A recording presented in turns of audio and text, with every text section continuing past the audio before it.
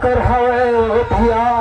पतुया हरे हरे हरे हरे हरे और काकर हवे भौजाई जय हो जय हो काकर हवे वो प्रेम सुंदरिया का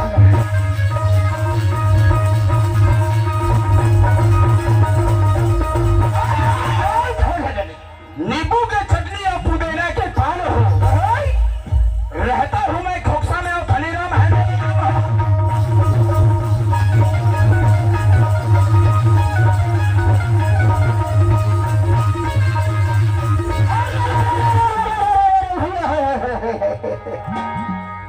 अलसी फुले झमाझम भैया जय हो बलिराम जय हो अरे मुनगा फुले सफेद हो हरे हरे हरे हरे हरे बालपन में क्यों न बदे जवानी